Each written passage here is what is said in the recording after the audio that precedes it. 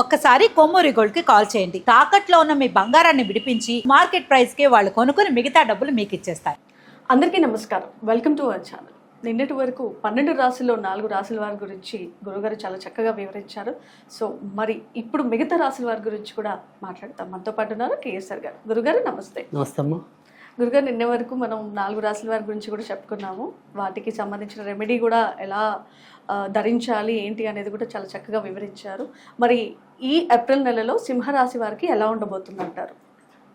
సింహరాశి వారికి అయితే కనుక ఏప్రిల్ మాసం అంతా కూడా అత్యధిక భాగం విజయవంతంగా నడవటం అనేది అయితే కనిపిస్తుంది.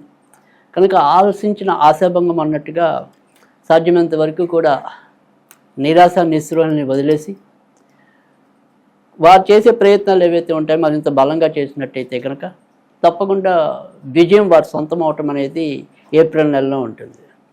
అయితే మనం గత కొద్ది నెలలుగా చాలాసార్లుగా చెప్తుంది, సింహరాశి వారికి అయితే కనుక ప్రస్తుతం అష్టమ శని అనేది నడుస్తుంది.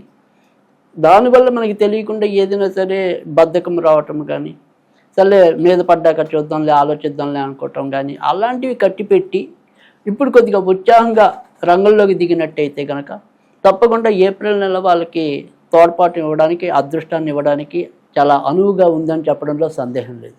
కనుక వాటికి సంబంధించిన ప్రయత్నాలు వాళ్ళు ఏ రంగంలో ఉన్నప్పటికీ కూడా ఆ రంగంలో ఎదుగుదల కోసం కృషి చేయడానికి అవసరమైన మాసం ఏప్రిల్ మాసం. కనుక వారు ఆ రకమైన అదృష్టాన్ని పెంపొందించుకోవచ్చు. ఇక కొత్తగా వివాహం కావాలి అనుకునే వారికి కూడా ఈ మాసం ఉపయుక్తంగా ఉంది.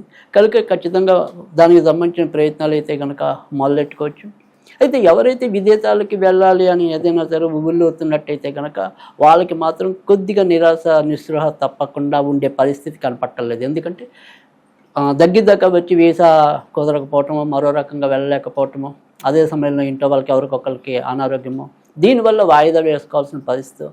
కనుక విదేశీ ప్రయత్నాల్లో మాత్రం కొద్దిగా నిరాశ ఉండే పరిస్థితి అయితే కనిపిస్తుంది. ఇక కొత్తగా పెళ్ళి ఎవరైనా సరే పిల్లలు కావాలని కోరుకునే వారికి అయితే కనుక ఈ ఏప్రిల్ నెల అంతంత మాత్రంగానే ఉంటుంది. కనుక వాళ్ళకి మాత్రం కొద్దిగా ఏదైనప్పటికీ కూడా శ్రీకృష్ణుడికి సంబంధించి అంటే పిల్లలు కావాల్సిన వాళ్ళకి మాత్రమే ఈ రెమెడీ.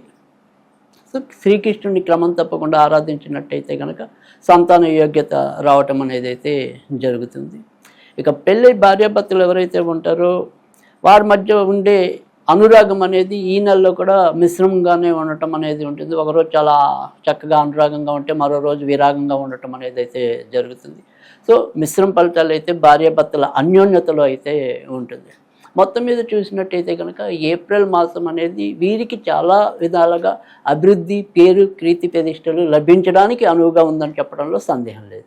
ఈ సింహరాశి వారికి ఎలాంటి రత్నాన్ని ఉపయోగిస్తే ఫలితాలు ఉంటాయంటారు? సింహరాశి వారికి ఏప్రిల్ నెల లేదా ఈ సంవత్సరంలో ఎక్కువ శాతం అయితే కనుక కెంపు పెట్టుకున్నట్టయితే కనుక మరిన్ని మంచి ఫలితాలు రావటం అనేది ఉంటుంది.